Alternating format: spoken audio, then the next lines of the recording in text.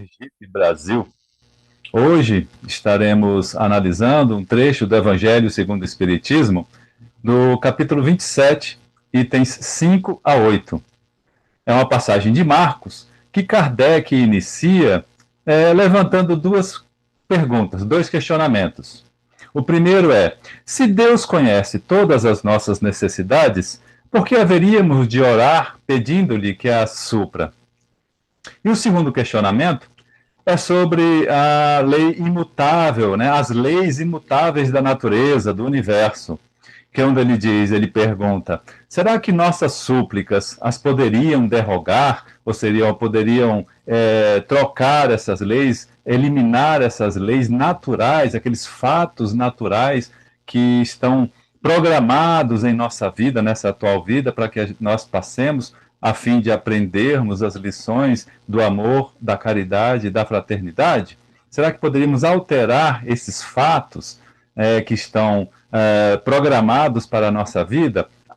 Bom, denota-se deste último caso que não poderíamos, né, nos deixar levar pelaquela tendência que há séculos e séculos vem ocorrendo, muito comum em todas as criaturas humanas, em todas as culturas humanas, que é a de crer que todas as circunstâncias da vida estão submetidas a uma fatalidade. Né? Está escrito e o que está escrito não muda. Será que é bem isso mesmo? Né? Então, quanto a isto, Kardec diz que seria nos tornar um instrumento passivo, sem discernimento, sem livre-arbítrio, sem desenvolvimento da nossa inteligência, da nossa razão. São aqueles casos nos quais certas pessoas estão acostumadas a dizer assim: ah, eu estou assim porque Deus quer, ah, aconteceu isso comigo porque Deus quis, e assim por diante, né? Hábitos arraigados que foram extraídos de maneira errônea, né, das escrituras, até de uma maneira interesseira, né? Utilizaram-se no passado de textos sagrados em diversas culturas para que interpretassem esses textos de forma errônea, para que as pessoas sentissem um Deus violento, agressivo, temessem a Deus, né? E colocassem as pessoas submissas a um poder religioso. Essas escrituras, parte de seus textos, sofreram forçosamente interpretações distorcidas, para que as pessoas submissas ficassem com medo da presença dos representantes de Deus na Terra, ou seja, os religiosos, os líderes religiosos, nas mais diversas culturas, nas mais diversas religiões. Né? Alguns exemplos de interpretações errôneas desses textos, equivocadas desses textos, está em diversas passagens de Mateus. Por exemplo, quando ele diz: bem-aventurados os que sofrem. Então as pessoas acham que tem que sofrer para ser bem-aventurado. E não é bem por aí, né? Ou em Salmos, quando ele diz assim: bem-aventurados os que confiam no Senhor. Pronto, entregue sua vida para o Senhor e deixa que tudo aconteça, que Ele resolve. Eu não preciso fazer mais nada. Vou cruzar os braços, ficar aqui deixando tudo, né? Aquela velho ditado e aquela velha frase de uma música muito conhecida: deixa a vida me levar, a vida leva eu. Também não é por aí. Passagem de Lucas, por exemplo, que quando Lucas diz: e aquele que não carrega a sua cruz e não o segue, não pode ser discípulo dele, né, de Jesus. E são inúmeras as passagens que as interpretações foram errôneas, até interesseiras para a dominação da população de um modo geral. A gente vê isso em Samuel, em Hebreus, em Tito, Tiago, Efésios, Atos dos Apóstolos, inúmeras passagens onde essa interpretação errônea foi colocada à população para que ela ficasse submissa à ordem pública, à ordem dominante, à ordem religiosa dominante. Até nas palavras do Mestre Jesus houve essa interpretação errônea, quando Jesus disse que seja feita a vossa vontade. Então, mais uma vez, bota na mão de Deus que Deus resolve. Peraí, não é bem assim, né? Nós estamos aqui encarnados, estamos vivendo neste momento para desenvolver a nossa inteligência, desenvolver as nossas capacidades intelectuais e morais. Né? Se a gente não pôr a mão na massa, se a gente não partir para a ação, se a gente não criar a vontade de resolver as questões da vida, sejam elas boas ou ruins, a gente tem que participar, a gente tem que agir, a gente tem que estar à frente da nossa vida, não vai rolar, não vai acontecer nada. Talvez até piore a situação. Né? Sempre aquela interpretação de, não, fique como coitadinho, que é melhor, que eu cuido de você, né? Das lideranças religiosas mundo afora, do poder político mundo afora, tiveram o intuito de dominar a massa, como eu já disse aqui, né?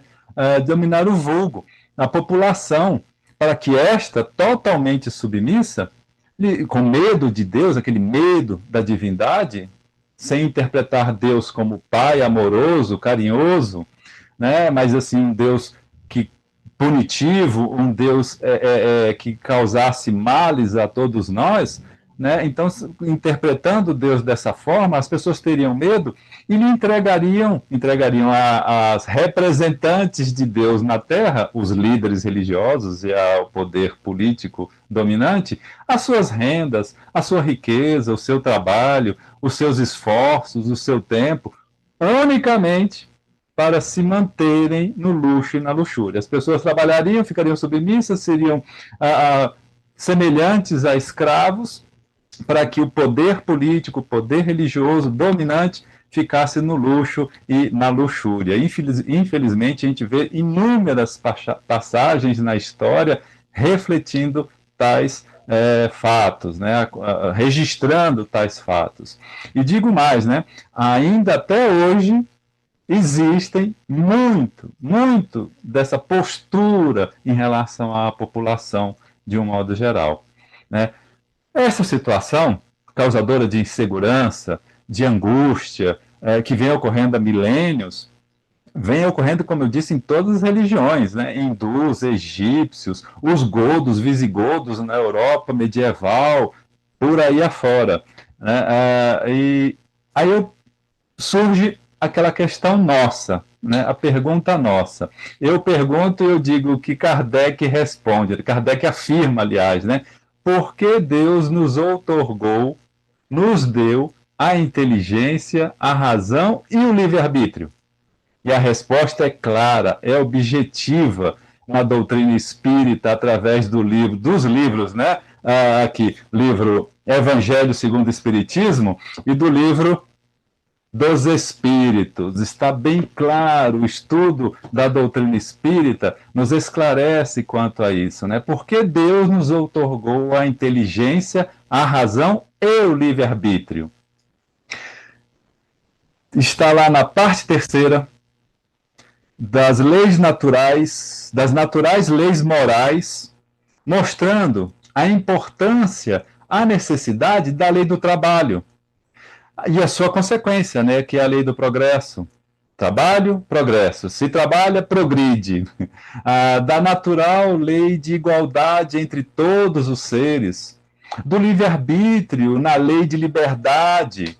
Inclusive elucidando sobre o milenar crime bárbaro, que é o da escravidão, colocar os seres humanos a serviço de uma elite, de uma minoria, sob o regime de escravidão, ou semi-escravidão, que seja.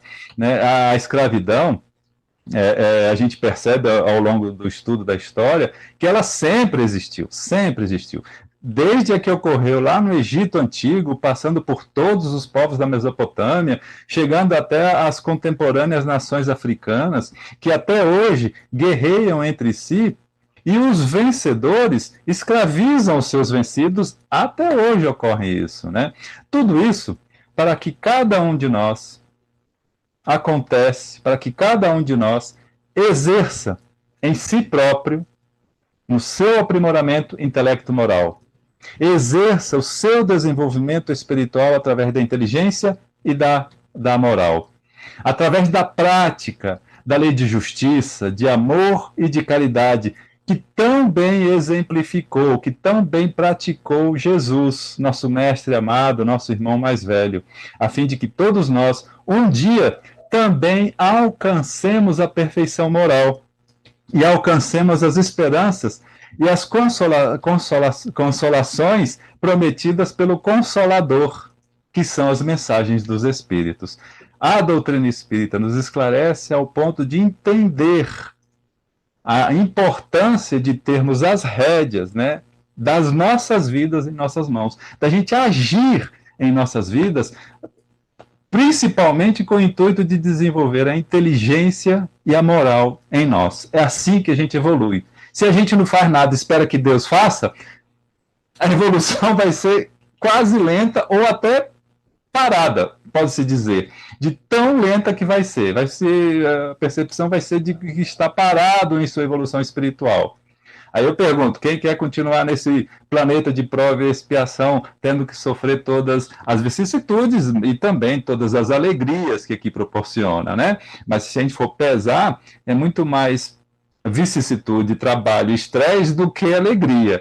É um planeta de prova e expiação, né? Então, né, o que diz Marcos nessa passagem citada no capítulo 27 do Evangelho segundo o Espiritismo, item 5, né, ele diz assim: seja o que for que peçais na prece, crede que obtereis e concedido vos será o que pedirdes.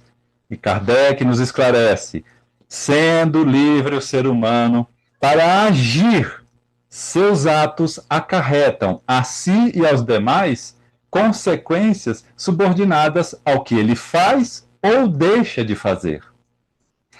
Há sim um traçado original. Há sim aquele roteiro de vida para esta vida e para todas as vidas que a gente já viveu e ainda vai viver.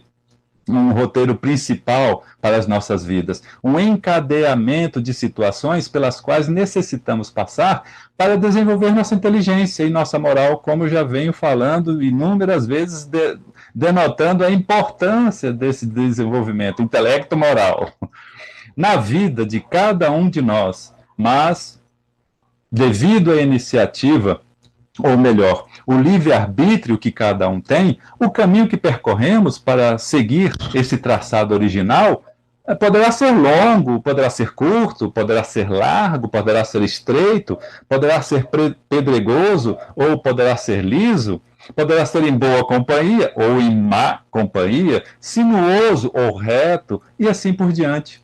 As escolhas somos nós que fazemos dentro da nossa vontade, dentro do nosso querer, né, dos nossos esforços, da gente agir perante a vida. É importante agir, estar sempre agindo em nossas vidas, atuante em nossas vidas. É para isso que nós estamos aqui encarnados, para atuar em nossas vidas. Seja lá qual for o tipo e a forma do caminho que escolhermos, a fatalidade, boa ou má, que nunca quebra a harmonia das leis universais, ocorrerá. Aí entra a passagem de Marcos, né? O importante é termos ciência em como encararemos cada um desses momentos da vida, sejam eles bons ou maus. Ou seja, como encararemos o roteiro para a nossa evolução nesta vida. Nos deixando levar pelo desespero, pelo nervosismo, pela tensão, ou conscientes de que esta vida é mais uma vida reencarnada, que a verdadeira vida é a vida eterna, é a vida do espírito, é a vida espiritual, que sim, se nos conectar aos irmãos de luz, através das preces, teremos mais facilidade em manter nossa tranquilidade, nossa lucidez, nosso equilíbrio, nosso bom humor em qualquer momento da vida, sejam eles bons ou ruins, pelos quais passemos. Então, é assim que, se nós nos esforçar para seguir o exemplo do respeito a todos os seres, de conduzir nossa vida nas práticas sociais benéficas, benéfica para toda a sociedade, de melhorias justas e igualitárias para toda a sociedade, que foram exemplos, inclusive, deixados por Jesus na vida em que ele esteve encarnado aqui, estaremos com toda certeza aprimorando o nosso ser espiritual na inteligência e na moral. Aí vem a passagem de Marcos nos orientando mais uma vez. O que então pedir em nossas preces? Sabedoria para escolher o bem proceder individual, familiar e social. Coragem para agir no caminho que escolhermos.